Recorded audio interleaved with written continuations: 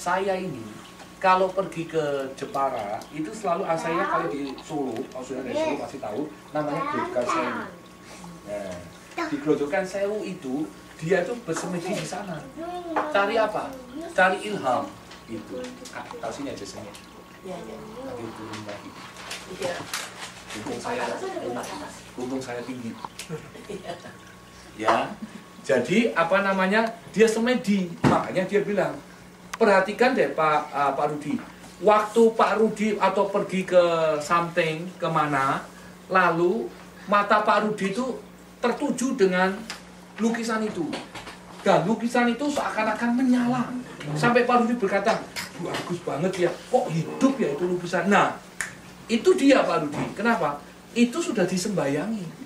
Dari mana disembayangin? Saya semedi di Grojogan Sewu. Coba deh Pak Rudi lihat. Orang kalau melihat senda tari Ramayana yang diukir di Grojogan Jepara, orang selalu berkata apa? Bagus. Dan hidup. Karena itu sudah disemediin Pak. Oh. Loh, kenapa kamu kok berani ninggalin? Buat apa? Kerjaan kan banyak. Loh, bagaimana kamu sekali kerja? Kamu kan pasti pengalaman kamu cuma ngukir. Iya, lebih baik aku kehilangan pekerjaan daripada aku tidak masuk surga. Hebat ya? Tapi kita belum tentu kita berani ngelakuin seperti itu. Kita berpikir 3 kali loh. Tapi justru itu orang itu menduga saya. Makanya semua orang kalau sudah tahu salah, jangan keraskan hatinya. Semakin kita keraskan hatinya, semakin tidak akan ada menyesal. Kenapa? Sudah tahu salah, tidak mau ngakuin salahnya. Waktu mau mengakui kesalahannya, takut, malu, takut salah, jangan itu dari iblis. Makanya berkat itu tidak akan bisa turun dalam hidup kita. Kenapa? Karena dosa dan pelanggaran kita lah, Yesaya 59 mengatakan, yang menutup hubungan kita dengan Tuhan. Dosa itulah yang membuat kita dan saja. Maka saya beritahu kepada saudara, pada malam hari ini, itu tingkatan kedua. Nah, sekarang saya akan menginjak yang tingkatan yang kedua ini pada kata bertobat. Nah,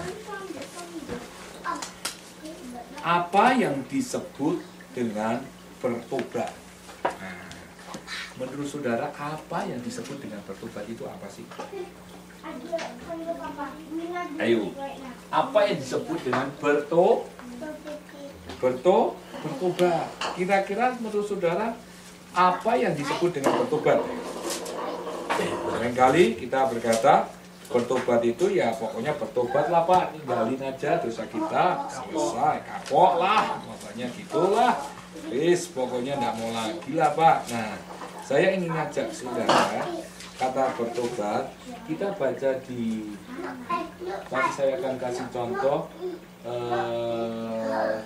Markus 14 ayat ke-49. Apa itu bertobat? Ini contoh yang bagusnya. 14 49.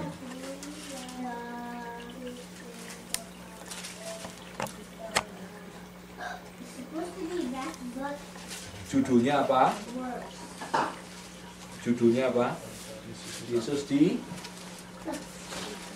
diangkat.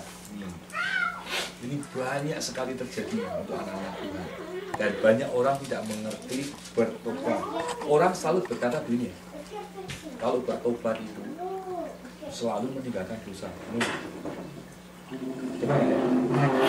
Orang hanya tahu hanya basic. Bertobat itu hanya meninggalkan dosa. Dan bertobat itu selalu orang berkata bahwa aku mau hidup benar-benar. Tapi tidak sampai di situ sebenarnya. Kata bertobat, kamu tinggalkan dosamu plus tanggung risiko. Banyak orang tidak hanya bertobat, satu. Kedua, tidak ada embel-embelnya. Yang pertama itu harusnya saudara kasih kata sungguh-sungguh. Sungguh-sungguhnya tidak ada. Makanya orang sudah bertobat jatuh lagi. Kenapa? Karena tidak sungguh-sungguh. Nah, saya ingin mengajak saudara ngerti ini. Lalu sesudah sungguh-sungguh, tidak selesai. Ada kata kelanjutannya, saudara harus tanggung risiko. Makanya kalau kita nginjil pada orang yang belum kenal Tuhan, kita tidak bisa pamer bahwa Yesus itu baik. Yesus itu menolong, padahal tidak. Dari mana saya katakan tidak? Begitu kau terima Tuhan Yesus, kau banyak aniaya, berarti kita pun bohong. Seharusnya kalau kita nginjil kepada orang, kamu mau ikut Tuhan Yesus, sengsara lu, mau nggak? Kalau enaknya, jangan dipikirin dong, pasti enak kok. Susahnya yang harus kita pikirin. Contoh,